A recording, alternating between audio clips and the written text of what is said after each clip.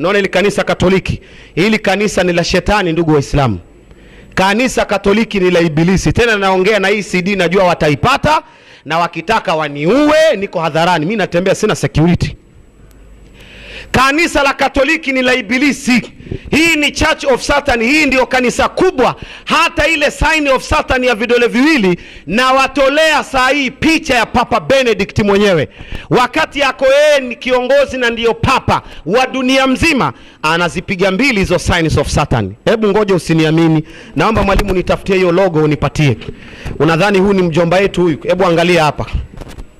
Huu ni Papa Benedict mwenyewe na amezipiga mbili hizo signs of Satan za kumpigia shetani salute, devotion mkubwa. Na hii vazi nyekundu aliyoivaa, usione ni jacket amelivaa tu kama kustarehe. Hii liko na maana yake kwenye Church of Satan, na wanazijua vizuri hadithi za Mtume Muhammad kuhusu dalili ya kiyama. Mtume Muhammad anasema Dajjal kitambo aje duniani, Waislamu watakuwa wanyonge, moja.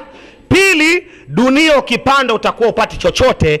Tatu, Dajjal akija atakaribishwa na Wayahudi 72,000. World corrupted leaders, kwa sababu dunia watakuwa wameshaitawala. Na hawa Wayahudi watakomkaribisha Dajjal watakuwa wamevaa kofia nyekundu kama maganda ya chungwa na mavazi yao mekundu ya red oxide. Ndio hayo mavazi watakomkaribisha nayo Dajjal. That why utawala wa kumkaribisha Dajjal una viongozi wake, unaheshimu sana kitu kinaitwa red carpet.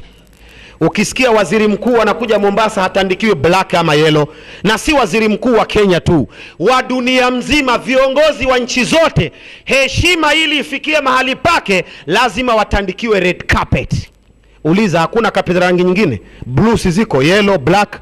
Mbona lazima red? Kwa nini? Kwa sababu ni tawala za kumkaribisha Dajjal. Ndio huyu amevaa hii jacket. Usione hii jacket ameivaa ukaona ni kustarehe. Wanamjua